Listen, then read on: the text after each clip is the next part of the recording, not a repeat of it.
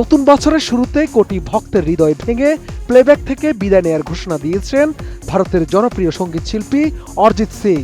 গায়কের এমন আকস্মিক ঘোষণায় স্তম্ভিত পুরো সঙ্গীত জগৎ। ৭ জানুয়ারি সন্ধ্যায় সামাজিক যোগাযোগ মাধ্যমে অরিজিৎ জানান, প্লেব্যাক গায়কের দুনিয়া থেকে বিদায় নিচ্ছেন তিনি।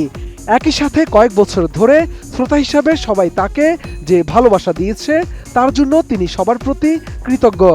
এই ঘটনার রেশ কাটতে না কাটতেই অরিজিতের গ্রামের বাড়িতে হাজির হয়েছেন বলিউড অভিনেতা আমির খান।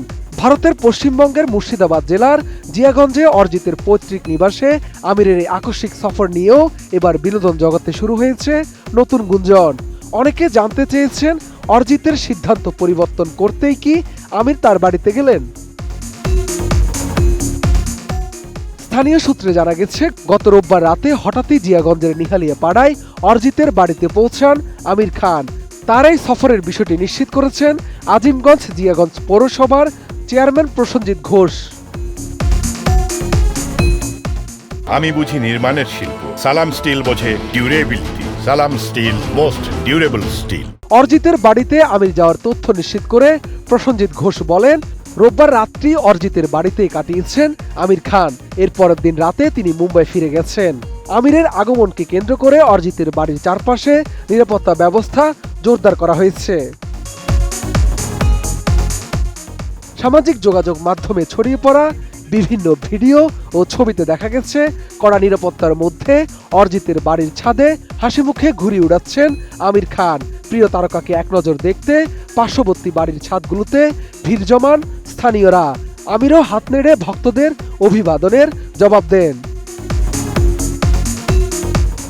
তবে অরিজিৎ ও আমিরের মধ্যে ঠিক কী বিষয়ে আলোচনা হয়েছে তা এখনো আনুষ্ঠানিকভাবে জানানো হয়নি। তবে ভক্তদের ধারণা, প্লেব্যাক গান ছাড়ার বিষয়েও তাদের কথা হতে পারে। আমির খানের এই ঝটিকা সফরকে অনেকে দেখছেন অরিজিৎকে সিদ্ধান্ত পরিবর্তন করার অনুরোধ হিসেবে।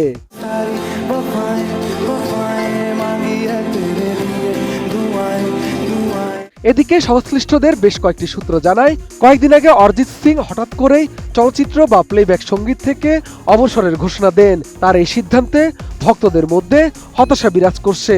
চলমান সব বিষয়ে কথা হয়েছে আমির অরিজিতের।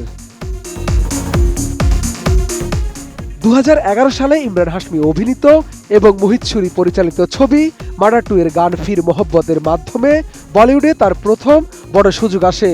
অরিজিতের গানটি তুমুল জনপ্রিয়তা পাওয়ার পর আশিকি 2 এর গান দিয়ে রীতিমতো বাজিমাত করেন এই গায়ক।